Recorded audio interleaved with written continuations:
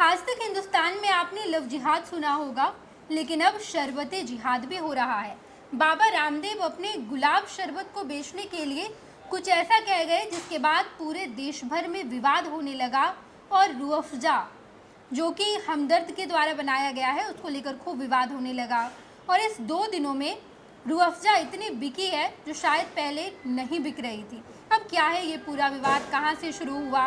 बाबा रामदेव ने जो कथन कहा है, उन्होंने कहा है कि आप एक ऐसा शरबत पीते हैं, बहुत दिनों से हम पीते आ रहे हैं, अगर आप उसे पिएंगे तो उसकी कमाई से जो कंपनी है, जिस कंपनी के द्वारा ये बनाया जा रहा है, वो कंपनी इसके प्रॉफिट को मस्जिद में लगाती है, मुसलमानों के हित में लगाया जाता है, मस्जिद बनाया जाता है। और अगर आप पतंजलि का ये शरबत पिएंगे, गुलाब शरबत, तो इससे पतंजलि के लिए बहुत सारे काम किए जाएंगे, भारत के, हिंदुस्तान के लिए काम किए जाएंगे, हिंदुओं के पक्ष में काम किया जाएगा। ये तमाम बातें बाबा रामदेव कहे और उसके बाद इस मामले को लेकर खूब विवाद होने लगा। क्या है विवाद, ये अच्छे से विश्लेषण करेंगे, हम आपको अच्छे से बताएंगे। हमारे साथ हमारे सहयोगी नीतीश जुड़े हैं। नीतीश जी। हालांकि इस विवाद को 1-2 दिन हो गए, लेकिन विवाद थमने का नाम नहीं ले रहा। रूह अफ़ज़ा जो हमदर्द के द्वारा बनाया गया, हम कई सालों से पी रहे हैं, बचपन में भी हम पिया करते थे, लेकिन इसको लेकर क्यों विवाद हुआ है, इसके पीछे की वजह क्या है? जी देखिए, बेसिकली बात यह है कि बाबा रामदेव अपना एक प्रोडक्ट लॉन्च कर रहे हैं जो रूह अफ़ज़ा को वो टक्कर देना चाह रहे हैं। उसी के तरीके से, उसी के तौर पे जिस तरीके से रूह अफ़ज़ा का जो इंग्रेडिएंट है वो गुलाब को मिला के, और जो भी, क्योंकि ये पाकिस्तान में और भारत आज़ादी के पहले ही इन्होंने स्टार्ट किया था, तो हमारे यहाँ भी बिकता है और पाकिस्तान में भी उतना ही बिकता है, बांग्लादेश में भी। हाँ, बांग्लादेश में। जी, बांग्लादेश में भी कह लें तो वहाँ जो प्रोडक्ट उनको ईजिली अवेलेबल होता है उस तरीके से उसमें इंग्रेडिएंट वो ऐड करते हैं। अब जो विवाद की बात वो ये है कि बाबा रामदेव इस मार्केट में रूह अफ़ज़ा की, जो वैसे तो ये घुस चुके हैं सारी चीज़ों में, वो अपना कोल्ड ड्रिंक्स और इस तरीके की चीज़ें जो बेवरेजेस वगैरह में भी लॉन्च कर रहे हैं, बट इसमें वो टक्कर देना चाह रहे थे। कोशिश तो यही होगी जहाँ तक हम लोग अंदाज़ा लगा पाएंगे, और बाबा रामदेव ने इसीलिए इस पे कंट्रोवर्सी क्रिएट करने की कोशिश की, बिना नाम लिए। उन्होंने किसी शरबत का या रूह अफ़ज़ा का नाम नहीं लिया और बिना नाम लिए उन्होंने अटैक किया कि ये शरबत जिहाद हो रहा है, और उन्होंने कथित रूप से ये आरोप लगाया कि ये जो पैसा, इनका जो इनकम बनता है, ये अपने मस्जिद और इस तरीके के जो भी रिलीजियस कह लें उसमें वो उसको प्रोपेगेट करने में वो फंडिंग करते हैं। बेसिकली बाबा रामदेव ने जो कथन कहा है, जो उसको जो कोट है उनका, वो यही है कि हम लोग आजकल ऐसा शरबत पी रहे हैं जिससे जिहाद हो रहा है, जिससे जिस कंपनी के द्वारा ये बनाया जा रहा है उसका प्रॉफिट मस्जिदों में लगता है। ये बात कहकर उसके बाद पूरे देश भर में इसको लेकर विवाद होने लगा। हमदर्द एक ऐसी कंपनी है जो 1907 या 1906 के आसपास की है, 1906 के आसपास की है, और उस वक्त ये कंपनी स्टैब्लिश की गई। हालांकि एक मुस्लिम व्यक्ति के द्वारा ये कंपनी स्टैब्लिश की गई थी। जब ये कंपनी स्टैब्लिश हुई तब देश आज़ाद भी नहीं हुआ था, उस वक्त पाकिस्तान भी नहीं बना था, बांग्लादेश भी नहीं बना था। जो विवाद है कि ये शरबत पाकिस्तानियों का है, पाकिस्तान में बनता है, इसको लेकर विवाद हुआ था। तो क्या इसमें कितनी सच्चाई है कि क्या ये पाकिस्तान में बन रहा है? देखिए, ऐसा कहना तो बिल्कुल सरासर इलॉजिकल हो जाएगा। जिनके पास कोई फैक्ट्स नहीं है, कोई जानकारी नहीं है, तो वो तो कुछ भी जो व्हाट्सएप यूनिवर्सिटी के जो नॉलेज आते हैं, जो इन्फॉर्मेशन आता है, उसके अकॉर्डिंग कह देना बहुत आसान है। इसमें बेसिकली जो इन्होंने जो इस्टेब्लिश किया था, अब्दुल मजीद हमीद ऐसा करके, तो उन्होंने जो शुरुआत की वो भारत में ही हाज खौस, दिल्ली का जो इलाका है वहाँ पे हाज कुआं या फिर हाज खौस ऐसा करके, वहाँ से उन्होंने अपना दवा खाना, लेबोरेटरी जिसको कहते हैं, वहाँ पे इन्होंने एक एक्सपेरिमेंट के तौर पे इसको लाया था, इजाद किया था कि लोगों को डिहाइड्रेशन और इस तरीके की डायरिया जैसे रोग में या डिहाइड्रेशन होता है गर्मियों में खास करके, तो इसके लिए उन्होंने इसकी शुरुआत की और काफ़ी अच्छे इंग्रेडिएंट्स जो जिसको कहते हैं कि हर्बल तरीके से उन्होंने बनाया, रोज़ के जो जी औषधि कहते हैं टेक्निकली अगर कहें तो उन्होंने जी हर्बल जो जिसको कहते हैं हर्बल औषधि उन्होंने इसमें डाल के और इसको और हेल्थ के लिए कैसे बेनिफिट बनाया जाए, लगातार इस पे वो एक्सपेरिमेंट करते रहे और लगातार इस पर काम करते रहे। और इसका इस्तेमाल एक तरीके से नहीं, बहुत तरीके से होता है। आपको बता दें, पाकिस्तान के कुछ इलाकों में और इंडिया के कुछ इलाकों में, पंजाब जैसे इलाकों में अगर गाड़ी गर्म हो जाती है गर्मी के दिनों में तो वो यूज़ कर लेते थे रूह अफ़ज़ा को। इतना ठंडा माना जाता है रूह अफ़ज़ा। बेसिकली जो इन्फॉर्मेशन है, जो फैक्ट है, वो फैक्ट यही है कि 2006-2007 में ये इस्टेब्लिश हुआ। उसके बाद भारत में यानी कि दिल्ली में एक कह सकते हैं कि दवा खाना था, वहाँ पर अब्दुल मजीद नाम के व्यक्ति ने इसकी शुरुआत की। जब ये पेय पदार्थ बना तो औषधि इसमें इस्तेमाल की गई, गुलाब के पेटल्स इसमें इस्तेमाल किए गए। और रूह अफ़ज़ा, जब आप नाम सुनेंगे, जब आप रूह अफ़ज़ा का मतलब समझेंगे तो ये आत्मा को तृप्त करने वाला एक ऐसा पदार्थ है। तो जैसे अब्दुल मजीद ने इसे बनाया जब, तो उसके पीछे का मोटिव यही रहा कि कोई एक ऐसा पेय पदार्थ बनाया जाए जो काफ़ी ठंडा हो, गर्मी के मौसम में लोग पिएंगे और खासकर अभी के टाइम इफ्तारी में भी इसकी खपत बढ़ जाती है, इसका इस्तेमाल होता है।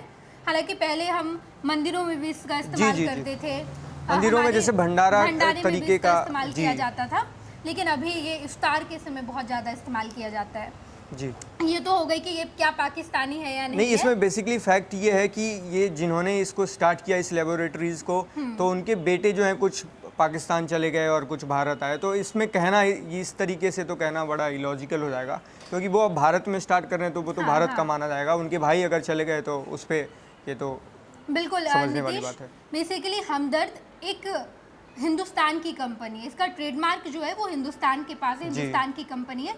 और इसके बारे में जो अब्दुल मजीद के पोते हैं हामिद, जो अभी हमदर्द को अच्छे तरीके से संभाल रहे हैं, उनका ये कहना है कि 1907-1906 में जब ये कंपनी स्टैब्लिश हुई तो उसका ट्रेडमार्क हिंदुस्तान के पास है। अब्दुल मजीद के जो 2 बेटे हुए, एक बेटे जो हिंदुस्तान में रहे, दूसरा बेटा जो है वो पाकिस्तान चला गया। पाकिस्तान में उन्होंने 1948 के आसपास उन्होंने इसे इस्टेब्लिश किया, हमदर्द पाकिस्तान जिसका नाम दिया गया। काफ़ी चुनौतीपूर्ण रहा था उनके लिए उस टाइम पाकिस्तान में इसको शुरुआत करना, लेकिन उन्होंने चुनौतियों को डटकर सामना किया और वहाँ के इंग्रेडिएंट्स को यूज़ करके, जो वहाँ पे इजीली अवेलेबल होता है चीज़ें, उसको यूज़ करके उसमें मॉडिफिकेशन करके उसको फिर से उन्होंने मार्केट में बड़े अच्छे से लॉन्च कर दिया। बिल्कुल, अभी के समय बात करें तो भारत बना रहा है, पाकिस्तान बना रहा है और उसके बाद अब तो बांग्लादेश भी बना रहा है। और ये भी अब्दुल मजीद के ही वंशज हैं, उन्हीं के पड़ पोते या फिर उनके बाद के जो जनरेशन है वो लोग बना रहे हैं। बांग्लादेश में भी बन रहा है, लेकिन इसका ओरिजिन भारत ही और भारत पे बन रहा है। भले ही एक मुस्लिम व्यक्ति ने बनाया हो, लेकिन आजकल इसका इस्तेमाल इफ्तार के लिए होता है, लेकिन इससे पहले हम इस्तेमाल किया करते थे, हर जगह इस्तेमाल हो जाता।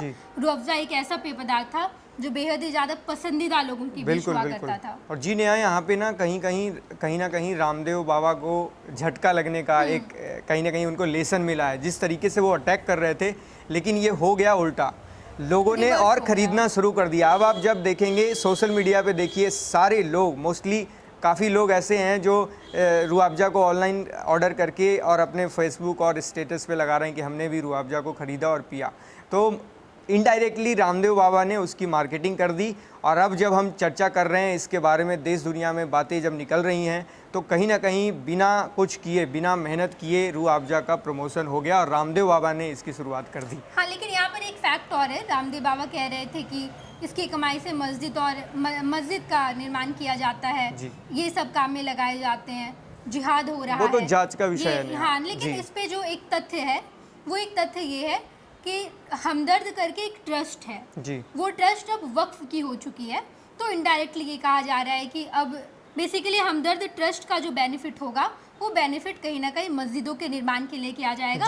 इस रेफरेंस में बाबा रामदेव ने ये बात कही। इसमें कितनी सच्चाई है, क्या है? हालांकि हामिद से जब बात की गई तो हामिद ने कहा कि नहीं, इसमें कोई सच्चाई नहीं है, हम इंडिया में अभी भी इतना बेच रहे हैं। उन्होंने बेसिकली एक एग्जैक्ट डेटा भी बताया कि हम कितना बेच रहे हैं, कितना प्रॉफिट हो रहा है। अगर दर्शकों को बता दें नेहा, पिछले साल उनका करीब 1800 करोड़ का जो है मुनाफा हुआ है, शुद्ध मुनाफा हुआ है पिछले साल का। हाँ, तो नीतीश ने आपको डेटा भी बता दिया। ये हिंदुस्तान की कंपनी है, हिंदुस्तान में बनाया गया है। भले ही बाद में इसे पाकिस्तान में बनाया गया, बांग्लादेश में बनाया गया, लेकिन अभी भी हिंदुस्तान में बन रहा है और सबसे ज़्यादा यहीं पर उसकी बिक्री हो रही है।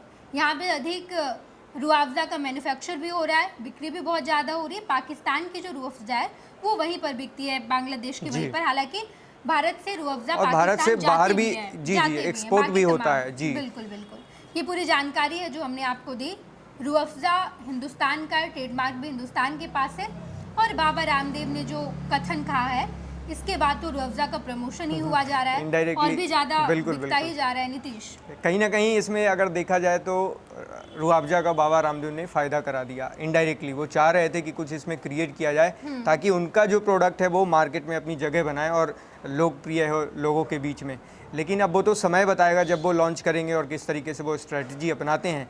लेकिन पहले ही वो धाराशायी होते कहीं ना कहीं दिख रहे हैं कि वो आए थे नुकसान करने, वो आए थे कुछ स्टेटमेंट ऐसा उन्होंने दिया है कि जिससे विवाद हुआ, और विवाद हुआ तो लोगों ने उसकी जो ख़रीदने की जो अब लोगों की लालसा है जानने के बारे में रूह अफ़ज़ा, कहीं ना कहीं बहुत लोग ऐसे थे अपरिचित जो इग्नोर थे, उनको मालूम नहीं था कि रूह अफ़ज़ा कब स्टार्ट हुआ, कौन सी कंपनी बनाती है, हमदर्द क्या है।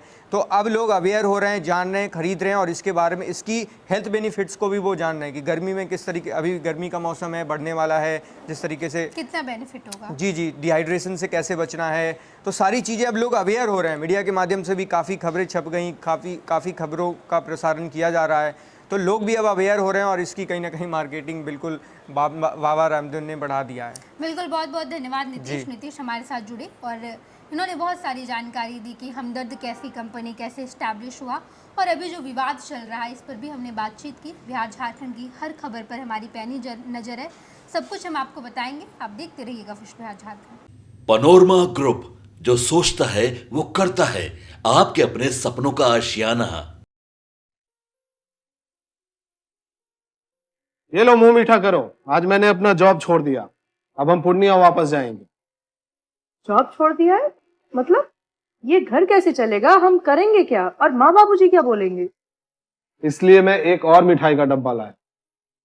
अपने बिजनेस के लिए लोन अप्रूव हो गया। अरे लोन अप्रूव हो गया वो तो ठीक है, लेकिन पूर्णिया में हम रहेंगे कहाँ? अपना घर भी तो नहीं है वहाँ। इसलिए तो एक और मिठाई का डब्बा अलग से लाया हूँ। हमने पूर्णिया में घर ले लिया है, पूर्णिया के ई होम्स पैनोरमा में। पूर्णिया में पैनोरमा ग्रुप लेकर आए हैं ई होम्स पैनोरमा। बड़ा घर, आलीशान जिंदगी और अत्याधुनिक सुविधाओं के संग। अरे अब क्यों मुंह मीठा करवा रही हो? क्योंकि हम घर वापसी जो कर रहे हैं। घर वापसी की खुशी पूर्णिया में ई होम्स पैनोरमा के संग। ई homes panorama, luxurious lifestyle redefined.